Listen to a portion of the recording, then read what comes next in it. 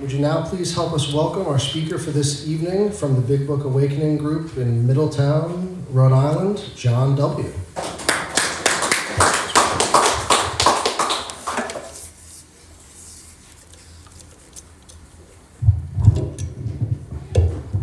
you go. Thanks, John. All right, thank you. I usually like to open these kind of shares with the third step prayer, and I usually like to close them with the seventh step prayer. So I'm going to start with the third step prayer. God, I offer myself to thee, to build with me and to do with me as thou wilt.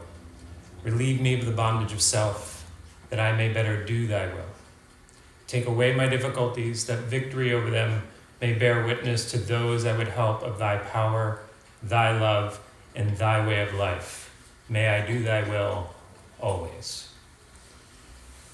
My name is John, and I am alcoholic. Hi, John. My sobriety date is March 13th of 2015, so I am this month celebrating 9 years of continuous sobriety. And as was already said, my home group is the Big Book Awakening group, Wednesday night, 6:30 to 8 in Middletown, Rhode Island, so if you're ever over in that neck of the woods, stop in and see us. I'll get more into those things in my share, both what my sobriety date means to me and about the Big Book Awakening itself. So first of all, I introduced myself as alcoholic, and I get asked questions about that a lot. They say to me, I noticed that you introduce yourself as John Alcoholic, not an alcoholic. And I say I am alcoholic. And the reason for that is because that word and the way that it's defined means that it is gravely affected by alcohol, or in its nature is of alcohol. And I really felt like that identified me. The first 100 would often use that terminology, and they would say that they were alcoholic. They wouldn't just say that they were an alcoholic. And it really resonated with me in my first year of sobriety. And so I adopted that, and since then it's just become a part of the way that I introduce myself. And that is the reason why. Because nature has been, for me, affected by alcohol on a regular basis for a good part of my life. So I didn't actually start drinking until I was 21. And what I mean by that is drinking, not just having a drink here or there, right? I turned 21 when I was in Germany, and that's a great place to turn 21. And I had a great time, I really did. I was in the military overseas, and it wasn't a problem for me. You know, it actually made everything better. It was a lot of fun with my German friends, and my German friends would say to me that my German actually got better when I drank. Right? So, many of us thought we danced better when we drank, but my German actually did get better. And it didn't seem like it was a problem. Probably wasn't. I mean, it was probably appropriate for the age that I was at and the people that I was with. So I'm going to fast forward now, and I'm going to go to February of 2015. And so now we're talking a span of time that is a difference of almost 25 years.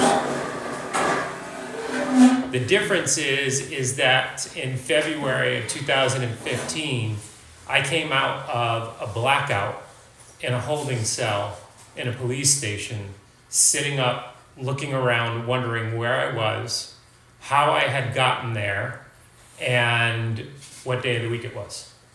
Because I had no idea what had just happened.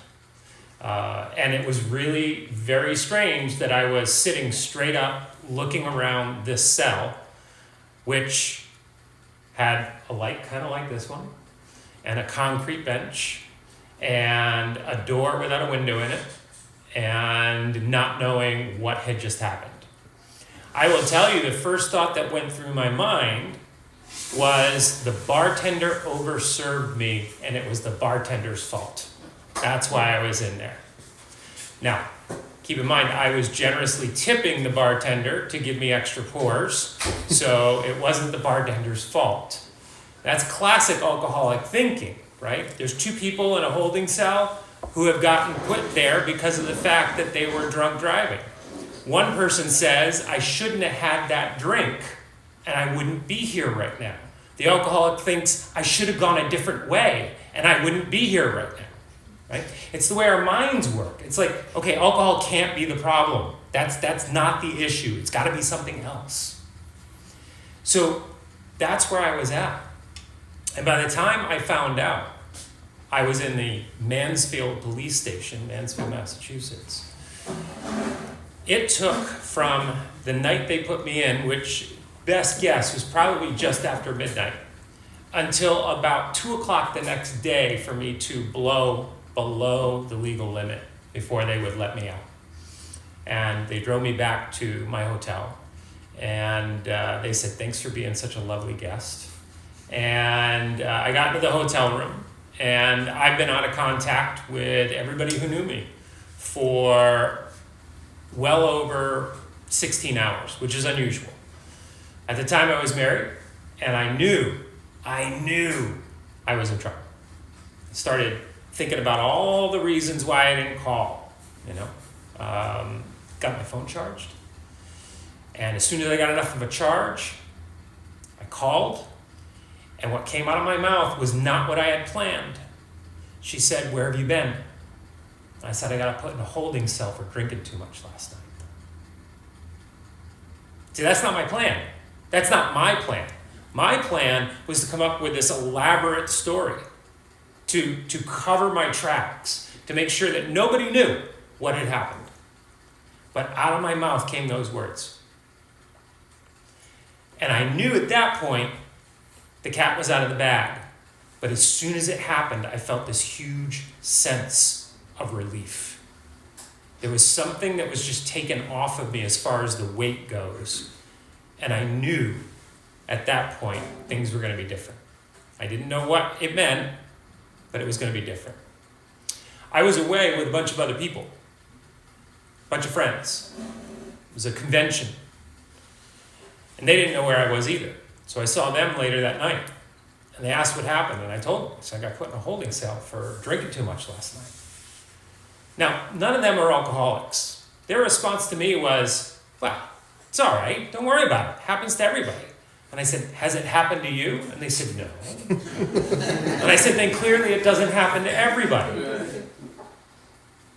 See, they're not alcoholic, I was on my way home that weekend. It was a Sunday afternoon. And I called my brother and I told him what happened. And he said to me he asked me this question. And it struck me. The question was, what are you going to do about that? I was like, I don't know. What am I going to do about my drinking? Like, what am I going to do about this? I don't know. So I started looking at, what do you do if you have a drinking problem, right? And guess what shows up online when you Google that, right? Do you need help? And then the next thing I know, I'm looking at rehabs and these other things. And I'm like, this is extreme. I don't need to be doing this. And I didn't drink. In Bill's story, it says, fear sobered me for a bit. It's a great line, right? Fear sobered me for a bit. And it does. Because I can get scared enough that I'll stay away from alcohol for a little while. But it doesn't keep me sober. See, that's the thing about fear. It won't keep me sober. It certainly won't get me sober for good. My track record has proven that over and over again. And if you go in and you look at Bob's story, he also touches on this concept of fear and it interfering with his drinking. So I managed to not drink all the way up till that Thursday. And those people that I was away with that weekend, we all got together Thursday night, and I bought a 6-pack. And I thought to myself, I'm not going to drink this whole thing. And I didn't. Now, the trouble there, right, is that I didn't drink the whole 6-pack. See, there was a point in which I realized years ago that I had a problem with drinking. It was a Sunday morning. It was 9:30 in the morning. I had 2 kids at home while my wife was at work, and I was drunk. I called my mother in tears because I didn't know what to do. And she said to me, "Why don't you just try not drinking?" And I was like, wow, that's brilliant. See, if I don't drink, this won't happen, right? And I got rid of everything. Came clean with my wife at the time, told her what happened. I got rid of everything in the house. I didn't drink for a year. I stayed dry for an entire year. We went on the Sunset Cruise out in the Newport Harbor, and they were serving champagne as the sun went down.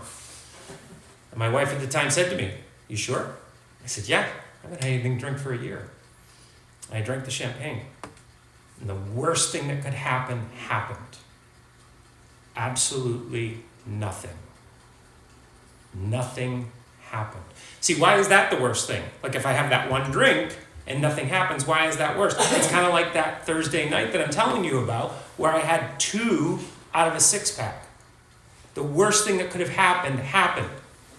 It convinced me that I didn't have a problem and that I still had control. And that wasn't true. See, when I had that champagne, it's not like I went home and drank more, or later that week was back to where I had been previously, but in very short time I was. Very short time. And this time in 2015, I went from 2 beers on that Thursday night to the following Thursday, waiting, chomping at the bit. Can't wait to get to Thursday, because Thursday's when I'm going to drink again. And this time, I have 4 beers. My best thinking says, you know what? All of those people you're getting together with, maybe they want beer too. Maybe you should go and get another 6-pack, right? That way, if they want some, you can share, right? So I get another 6-pack. Now, there's probably no mathematicians in this room, and you don't need to be to figure out what happens next. I have 10 beers. Nobody else has any. I don't have any left at the end of the night. How many did I drink? 10. I drank 10 beers that night. Now, in between all of this period of time that I'm talking about, I'd gone to see my therapist with the question my brother asked me, "What are you going to do about that?" And she said to me, "Why don't you try Alcoholics Anonymous?" And I was like, really? If it'll get the heat off, I'll do it. How about that? Maybe I can get the heat off for a little while. Maybe my wife won't be so angry at me. I'll go to these AA meetings. And I left that therapist's office that day, and I made the commitment to her that I was going to do 90 meetings in 90 days, because that's what she asked me to do. I was like, not a problem. I can do that. She never said to me, "Don't drink and go to meetings." That's not what she said to me. All she said to me was, "Go to meetings." That was it. Right? So I was like, great, I'm going to go to this meeting. Called my wife from the car on a side street after I left the therapist's office and said, "Hey, is it okay if I go to this meeting tonight?" She said, "Of course it is. I've been trying to get you to go to those meetings for years." It's like, well, I broke down and cried as soon as I hung up the phone, because something was shifting. Again, something was shifting, and I didn't know what it was, right? So I'm going to AA meetings, and Thursday is the only day I'm not going to AA meetings. Thursday is my day to drink, right? Those things don't go very well together if you try that over a period of time. Because eventually what happens is, there's that saying, you get a head full of AA and a belly full of booze, right? The problem is that those two things can't sit together very well. Not for very long. Your options are stop drinking and lean harder into AA, or don't go to AA and lean harder into drinking. Those are your options. That's it. That's what you got, right? And I found myself in that place. And I'm thinking to myself, what if I am an alcoholic? What if? You know? Because what does that mean? That means I have to give up alcohol forever? Really? But the alternative is this. If I don't give up alcohol, I'm going to lose my wife, right? So imagine if I'm going to be relegated to a life with no alcohol. And what if I find out later I'm not an alcoholic? And I just didn't drink that whole time. Wouldn't that be terrible? Right? Who thinks like that? Me. So I go to this first meeting of AA on a Friday night at St. Teresa's in Tiverton, Rhode Island. 7:30, keep it simple group. My very first home group meeting. I remember pulling into that meeting, actually before I even left to go to the meeting. I remember thinking to myself, some more of my great thinking here, right? I'm leaving for the meeting and I'm thinking to myself, what have I done? I don't want to go to this meeting. Like, you know what I'll do? I'll go to the liquor store. I'll get a 6-pack. I'll go hang out at the park and I'll drink. And then I heard this voice go, yeah, but what if she smells the beer in your breath when you come back from the AA meeting? And I go, oh, I'll just tell her I went out with some of the guys after the meeting. If that makes sense to you, you are in the right place right now. Right? So I go to this meeting and I'm sitting in the parking lot debating about whether or not I'm going to go in. You know? I think we've all been there at one point in time or another. You know, you might be sober a long time and still find yourself there. Because honestly, I've gone to some meetings and sat in the parking lot and gone, do I want to go in here? You know? But I went in. And much like this one, it's in a basement. I came down the stairs and people were like happy to see each other. They were having a good time. You know, they seemed to be really genuinely happy. They did not have my problem. I wasn't sure I was in the right place, you know? And I sat through that meeting and I listened to what they had to say. And I found it interesting because they did not look like people who had my problem, but they sounded like people who had my problem. And before I could leave, a woman by the name of Kate grabbed me. And she said, this is your first meeting, isn't it? And I was like, do they have a list? Do they know? Like, how did... Now I know why she knew, because, you know, newcomers are a dead giveaway. You know, you can always spot them. And she hugged me and she said, if you don't come back here next week, I will come to your house and find you. And I believed her. Thank God for Kate, because I went back to that meeting next week.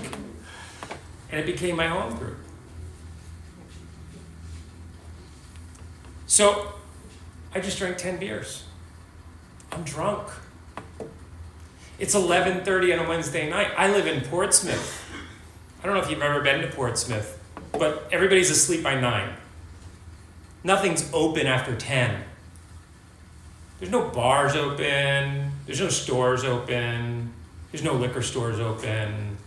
I've done the thing, that noble gesture of getting rid of all of the stash of alcohol that I had hidden anywhere. I don't have anything besides the 10 beers I just drank. And all I know is I want more.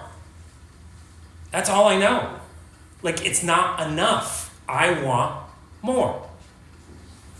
And I'm standing there with my car keys in my hand at the bottom of the driveway at the hood of my car, thinking to myself, you're drunk. But if you drive to Fall River or Providence, you might be able to find something open and you might be able to get some more alcohol. And it dawned on me in that moment, I'm an alcoholic. So that would have been March 12th. The next day, March 13th, is where my sobriety begins. See, the problem is that I stop drinking and it gets harder. That's my problem. I don't know about yours, but I stop drinking and my problem gets worse. For me, alcohol treated my alcoholism for a long time. And I didn't know that. It didn't make sense to me. I didn't understand it. My problem got worse. So when I end up going to AA meetings and they start saying to me, don't drink and go to meetings, I'm like, that's it? You got to give me something more than that, because that's not working for me right now. You know, I jump into the AA lifeboat for an hour every day. And then when that moment comes where I'm in the meeting and it feels like, you know what, this might work. You know, I think I'm starting to get it. I'm on this spiritual hilltop for a little while, right? I'm like, this is good. But then I leave the meeting. And in short order, things start to change. You know, I get home and there's shoes and backpacks all over the bottom of the stairs, right? And I got to climb over that to get to the top of the stairs to find laundry that I've been asking for a week now to be taken care of that's still there, right? And I get in the kitchen and I go to get dinner and it's a sink full of dirty dishes. There's no clean dishes. I can't even get dinner because there's no clean dishes. And I'm ready to draw blood. There needs to be justice somewhere in this world, and I'm the one who's going to bring it.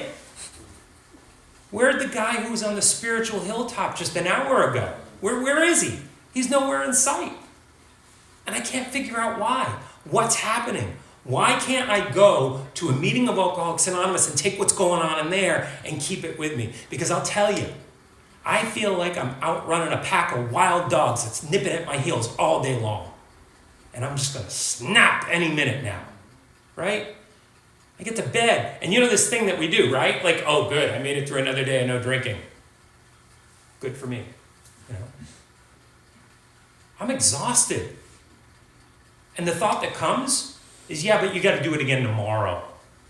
And then next week. And then you got to do it when you go to that function with all those people. On your birthday and then the holidays. I can't do this. I can't do that. Because if this is all you've got to offer me, don't drink and go to meetings, I'm done. I'm done. Because this is not a solution. All it is living in the problem. Untreated alcoholism. See, I didn't know at that time what I was up against was untreated alcoholism. The Big Book uses another term that we hear in step 1. It's called unmanageability, right? And what I didn't know at the time was that word also means spiritual malady.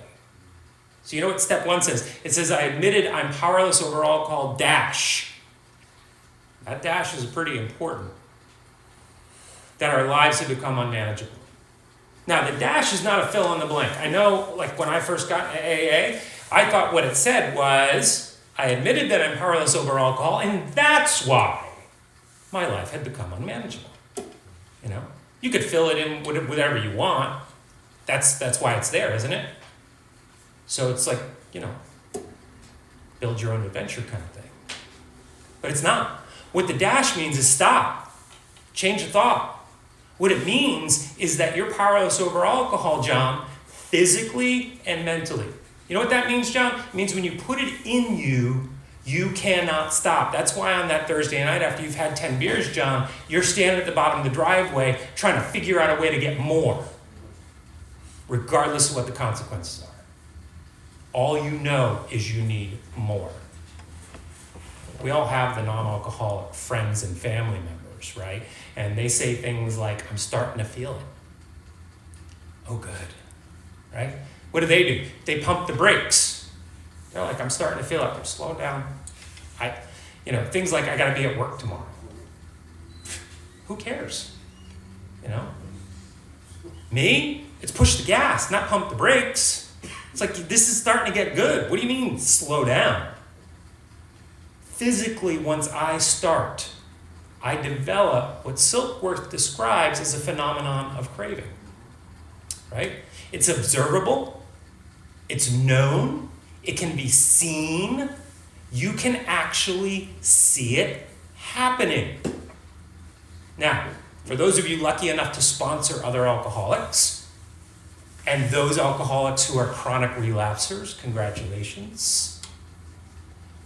You can see it happening. Here's the deal.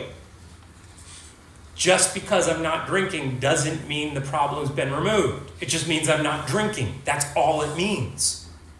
My powerlessness over alcohol extends to my mental state as well. See, no alcohol in my system, no alcohol anywhere in sight.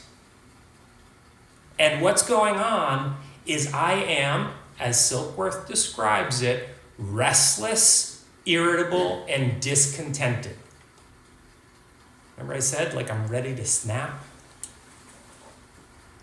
My life is completely unsatisfactory, right? And I will admit, I point the finger at you because you are the primary problem that I have in my life. And if you just did what I wanted you to do, I wouldn't have to drink the way that I drink, right? And by the way, while we're at it, let's make sure that there's enough money in the bank account. Let's make sure I get enough appreciation the way that I'm supposed to get it. Let's make sure that the problems that I'm dealing with as far as circumstances go everywhere else are also taken care of, and then I won't have to drink the way that I drink, right? But no alcohol in my system, no alcohol anywhere in sight, inevitably I'm driven back to a place where I can't remember why it's not a good idea to pick up a drink. As a matter of fact, I become convinced that it is the only thing that will deliver a sense of ease and comfort. And sometimes it's just holding it in my hand. Sometimes it's just pulling it into the liquor store before I've even gotten it. That sense of ease and comfort starts to come over me. That's the mental state. And the reason I don't understand this idea that it's a spiritual malady, this unmanageability, this untreated alcoholism, is because the mental state eclipses the spiritual condition.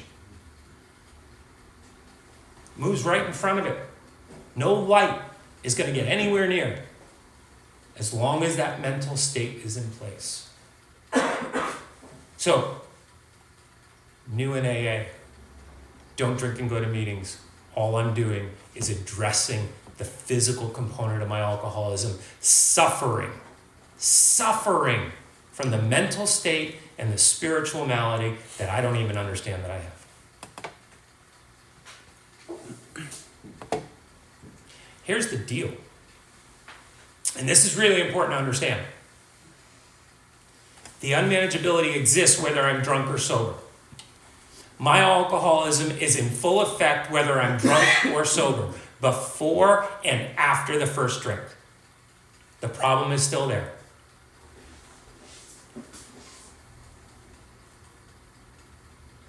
So I look around the room and I start listening a little bit closer to what's going on. And then I hear this word, relapse. And I'm like, you gotta be kidding me. Because I just managed to get through 60 days and you're now telling me there's this thing called relapse? I don't think I could do that. Because if that's what's in store for me, I'm just gonna go now, right? And it almost felt like it was a requirement. It's like a prerequisite. To get your AA badge, you needed to at least have relapse in your story, because that's what I was hearing over and over.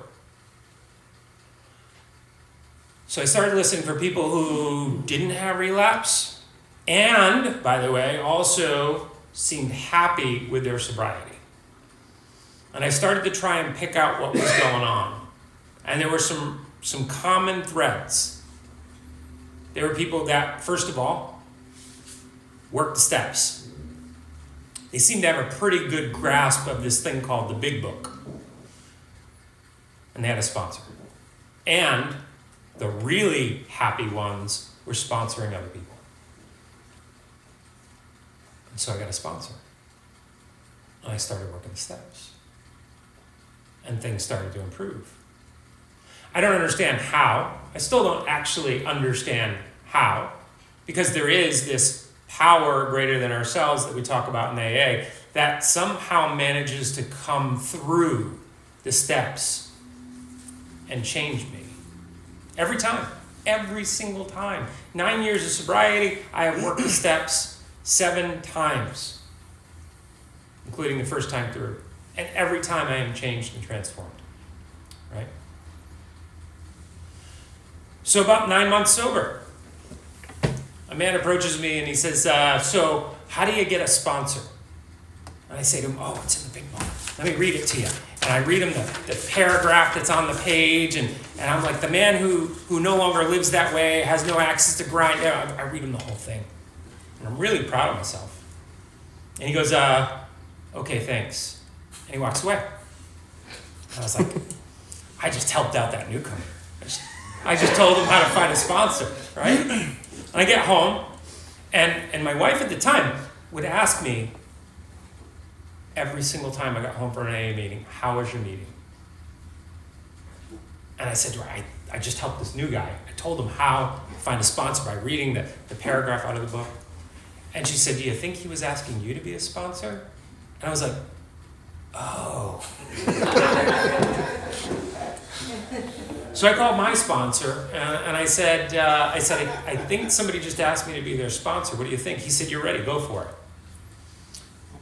So I called this man back and I said, were you asking me to be your sponsor? He said, well, yeah, kind of. Classic alcoholic commitment right there for you, right? Come on, seriously, that's a yes or no question, isn't it? And how many times do you ask an alcoholic a yes or no question and you do not get a yes or no answer? Watch for that, by the way. If you observe that happening, stop them in their tracks and say to them, yes or no. And watch them flounder. They won't know how to do it. They can't answer just yes or no. Right? Give it a try. It's a lot of fun. So, I now have somebody who has asked me to sponsor them. And I have no idea what my sponsor did with me. There is a woman, however, in the Tuesday night meeting that I go to, who talks a lot about sponsorship. A lot. And I go to her and I say, you talk a lot about sponsorship, and I'm not sure what my sponsor did with me. Is there a way that you do it? And she said, yes, I'll bring you a book. And she did. The next day, she showed up at my place of work. And she's like, here, this is for you. I said, what do I owe you? She says, nothing. Just pay it forward. When somebody else asks you, get them one of these books. And so I open it up, 8.5 by 11, blue covered book. It's probably about 1/4 of an inch thick. And it's called The Big Book Awakening. The idea is that it's not supposed to replace the Big Book. It's supposed to be used in conjunction with the Big Book. And what you do is you take the information from the Big Book Awakening, which is mostly turning statements into questions throughout the book. And you put that into your big book. So that way, when you open up your big book, you've got all of this writing in here. And the person sitting across from you is going to go through the big book with you, and you're going to ask them those questions. Right? So the idea here is that we're going through this to gain a personal experience. The language in the big book is pretty dated, really. It's hard to read. I'm going to admit, it's hard to read. If you read the doctor's opinion as a brand new alcoholic, and you actually come away with something from that, you are impressive. Because I was told by 4 different people, probably within my first 2 weeks, to read the doctor's opinion, and I did. And I was like, I have no idea what this is. This doesn't pertain to me. It pertains to me today. And the reason for that is because I have found out that I am on every single page of this book. So I have this Big Book Awakening, and I'm going to meet with this brand new person that I'm now sponsoring. and I'm putting the information in my book before I meet with him. I'm basically laying the tracks down in front of the train. And we meet every week. And I spend hours before I meet with him putting this stuff in my book, making sure I'm ready. And then I go and I meet with him, and I read it, and I turn it into questions. And I look up at him, and I see his mind being blown. And my mind's being blown. And we come up with this thing because there's a fellow alcoholic in his share. He talks about some guy screaming on his living room floor on all fours. And what he says is, I'm that guy. He's talking about himself, right? So this new man and I look at these pages and we're turning these statements into questions. For instance, in the doctor's opinion, it says, we of Alcoholics Anonymous believe that the reader will be interested in the medical estimate of the plan of recovery described in this book. Anybody fall asleep in that sentence?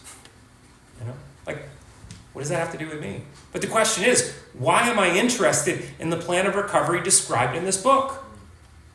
Well, that's a really good question, isn't it? Why am I interested in that? So he and I are reading this, and he's going, I'm that guy. And I'm going, I'm that guy. And every page, we're like, I'm that guy. Throughout the whole book. So there's no difference, by the way. If you go to the appendix 2, in the big book, it's called Spiritual Experience. The big book actually asks us on 3 different occasions between step 1 and step 2 to go and look at that appendix 3 different times. If you haven't gotten there, check it out. Could very well be worth it. There's a reason they asked this 3 different times to look at it. But in the spiritual experience, it says spiritual experience and spiritual awakening are terms we use throughout this book. They mean the same thing, in essence, right? But for me, what had happened with my sponsor was a spiritual experience. What happened in the sponsorship with this new man was a spiritual awakening for me. I experienced something very different, more profound, when I did that. Now, could it be that, first of all, being of service to another human being made the difference? Absolutely, 100%. Here's the deal. When I sponsor people, I sit across from you on a weekly basis. We spend an hour to an hour and a half and we go through this book. From the title page to page 164, line by line. Not only do we turn statements into questions, we look for directions. And anywhere there are directions, we stop and we do whatever it says. Anywhere there's prayer, we stop. We say the prayer, right? But when I'm sitting across from you doing this, and now at this point in time, it's probably close to 50 people, if not more, that I've done this with in the last 9 years, is that I am watching you get free of something. Not just alcoholism, because inevitably there's always something else going on in our lives, right? We were talking about that earlier. There's always something else going on. Could be money problems, could be sex problems, could be food problems. There's something else going on. And I'm watching you get free of that. And as I watch you get free of that, I realize I got a little bit of that inside of me too. And when I watch you get free of it, you know what it does for me? It tells me it's possible I can get free of it too. See, there are times, even though I am a recovered alcoholic, and I've been holding that one back, right? Because sometimes in meetings when I start to talk about being a recovered alcoholic, people want to throw their shoes at me, you know? Because even though I am a recovered alcoholic, there are other areas of my life that still need attention. Other areas of my life where I may try and live on self-will. Because, you know, I got this. I don't got this. I don't got anything, you know? And anytime I think I do, it's going to be a mess, you know? So, this idea that all these other areas of my life also start to have to be influenced is really important. Because as I am going through this work, we look in the fourth step in our inventory at this subject called resentment, right? So in other words, there's a person, there's an institution, or there's a principle that has somehow offended me or hurt me or injured me or interfered with me. And when I begin to look at those things, what I'm asked to look at is, first of all, what it is, what the cause was, and then these 7 areas of myself that I need to look at. My self-esteem, my pride, my ambition, my security, personal relations, sex relations, pocketbook. Now, here's the deal. Every alcoholic in the world is clear on who they are and what they did. You can do that sitting on a bar stool, right? Who they are and what they did to me. I'm clear on that. I'm not always clear on how it affects me in those 7 areas. But I start to get clear on it. And then there's the 4th column, or the turnaround, or the realization. It gets termed in a lot of different ways, but in Big Book Awakening we call it the 4th column. And in the 4th column it asks, how have I done the things I've listed on the other side of the paper to the person I've listed or to other people? You know? So in other words, I'm just as guilty.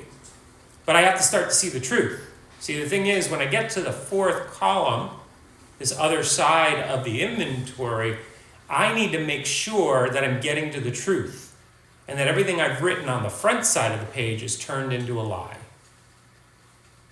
Right? So what they did to me isn't actually what I thought it was. And the way it affected me isn't actually true either, right?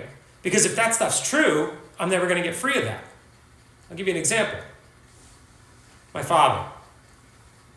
And we all get our parents on our list. Every single one of us. My father wasn't there for me growing up. Never had time for me. And only told me he loved me after he'd been drinking. By the way, alcoholism runs so much on both sides of my family, it's in the family tree. I told my father one day, I said, if we shook the family tree and all the alcoholics fell out of it, there wouldn't be anything left. You know? He laughed, he said, you're probably right. He's still drinking. He doesn't think he's an alcoholic. You know? So my father's on my resentment inventory, you know? And I can write down exactly how it affects me. But here's the realization. I wanted Ward Cleaver for my father. I wanted the dad who was going to come home from work and throw the baseball around in the front yard with me and solve my problems in 30 minutes or less. My father is not capable of being Ward Cleaver. Even on his best day, he's not Ward Cleaver. He is perfectly himself, though.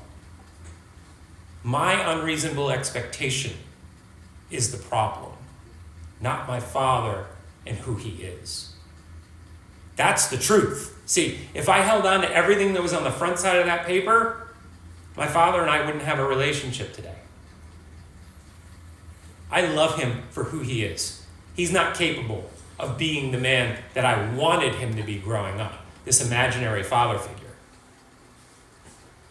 And I was able to get free of that. We have a great relationship today. Here's the other interesting thing about that inventory, right? I wrote the cause, was my father. Or I'm sorry, the person, that's my father. The cause, couldn't tell me he loved me, wasn't there for me. And then how it affected me. That's the physical. My father's the physical. What he did, or what I thought he did, is the mental. And then how it affected my 7 areas of self is the emotional. See, those are the 3 dimensions that I live in untreated alcoholism. I don't know if you live in those 3 dimensions or not, but those are the only 3 dimensions I live in. Because I'm clear on the physical, and I'm clear on the mental, and I'm clear on how it affects me emotionally. And I spill that out into the world and everybody around me.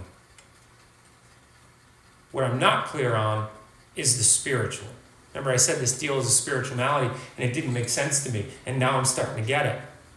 Because those are the 4 dimensions of my existence. Heard that expression before? 4 dimensions. The 4 dimensions that Bill's talking about have to do with the fact that I am physical, mental, emotional, and spiritual. And when these things are lined up accordingly in my life, I straighten out.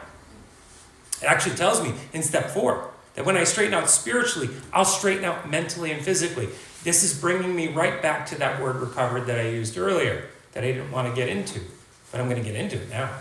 Recovered means I no longer suffer from the physical and mental effects of alcoholism because I've addressed the underlying spiritual malady.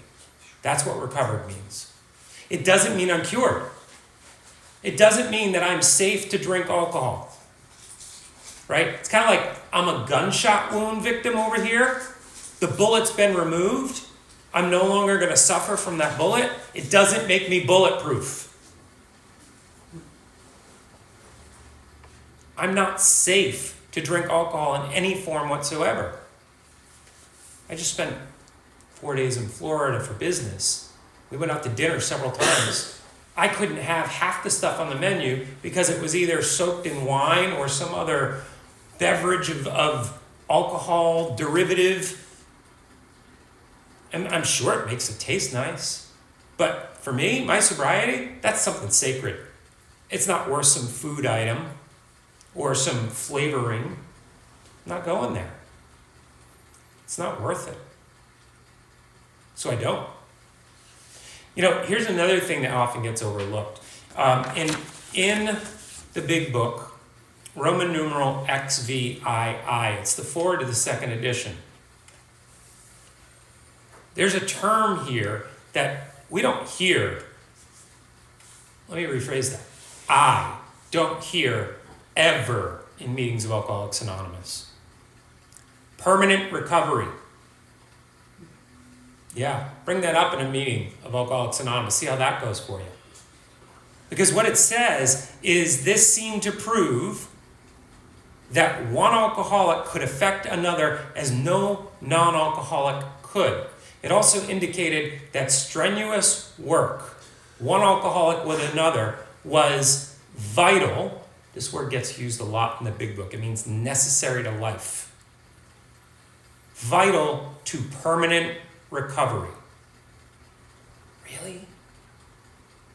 Did they mean that? Permanent recovery? Is that possible? I'm laying claim to it. I lay claim to it every day of my life. See, I no longer don't drink and go to meetings. This is not a one day at a deal thing for me, and I'm staying away from one drink for one day. That's not how this deal works for me. What the original 100 meant when they said one day at a time, it meant it's a spiritual program. And this is the only day that you can put any effort into making contact with a power that's greater than you that is going to transform your life. One day at a time. Nothing to do with not drinking. One day at a time. What are you doing about your spiritual condition? That's what it's about. And we shortchange it, unfortunately. And we tell people, don't drink. One day at a time. And go to meetings. If you didn't drink today, you're a winner. Is that it? Isn't there so much more to be had? My 9 years in Alcoholics Anonymous has said to me, there is so much more here. So much more. And as a newcomer, I will tell you, I would have loved to have heard somebody say to me, you will not be recovering for the rest of your life. You're not always going to be in recovery. Because that doesn't sound very attractive to me. You know? When I first come to AA, really what I'm hoping you're going to tell me is you're going to help me learn how to control my drinking. You disappointed me. You're going to give me not drinking. You're going to give me abstinence. That's what you give me when I come to AA.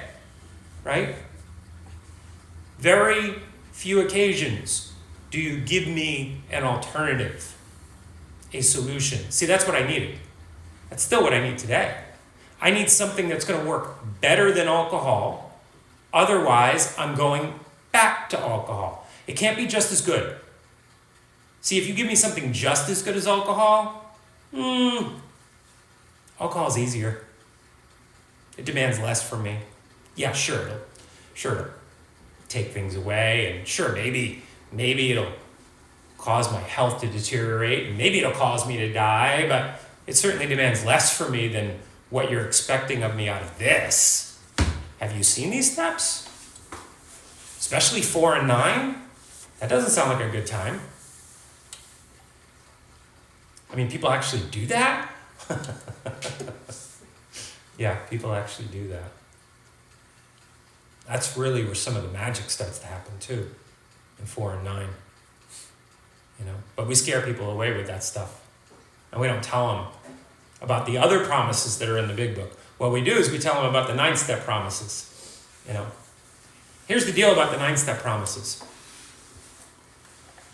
We hear them a lot in the beginning of meetings. When alcohol worked for me, every single one of those promises came true. And if you're not clear on that, give it a try. Put "when alcohol worked for me" in front of every single one of the promises and see if that's your experience. I'm not telling you it has to be. I'm just asking.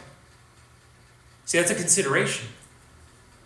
And that's what I was given early in AA, was considerations.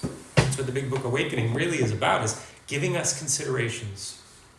And the idea is that we've been raised in a society that says the person who gets to the answer first is the smartest one in the room, right? Hands up in the air. The one who answers it right, smartest kid in the room. What if you didn't have to answer the question? What if you took time with the question and allowed the answer to come of its own accord? You know what you'd find? You'd find that there were more than one answer. That there were all these possibilities. And the more time that you give it, the wider the path in that consideration, the more things that suddenly become available. It's a lovely experience, and it's your experience. You get to have that experience. Nobody tells you what the answers are. You find them. They present themselves to you. The change starts to take place. Pathway of consideration. Throughout the big book. All of it. So, the promises. Put that in front of it. See if it works for you. Don't be afraid of the big book. Don't be afraid of sobriety. Don't be afraid of laying claim to recovery. There are a lot of messages of hope in this big book. Starts on the title page. How thousands of men and women have recovered from alcoholism, a seemingly hopeless condition of mind and body. Seemingly, which means it's not. Seemingly. So I made it to 9 o'clock, and I was told that I could go over 9. So I'm just getting warmed up. I got another hour because we're just getting started on the story here. I won't do that to you. But I will close with the 7th step prayer. One of the things that we do in the Big Book Awakening meeting that I'm a big fan of is we change the language of the 7th step prayer to the we version of it. So I'm going to do that for you. And we say it together as a group. It's really hard to do that with people when they're not familiar with the prayer. Like, ask people to do the we version of the Serenity Prayer, and you get the mumblings, and you get the people, different words, and it's kind of fun. But at this point now in the Wednesday night meeting, people are all about it. They're on it, the we version of the 7th step prayer. So we change words like my to our and I to we. And so I'm going to use that to close the meeting out here. Our Creator, we are now willing that you should have all of us, good and bad. We pray that you now remove from us every single defective character which stands in the way of our usefulness to you and our fellows. Grant us strength as we go out from here to do your bidding. Amen. Thank you, everybody.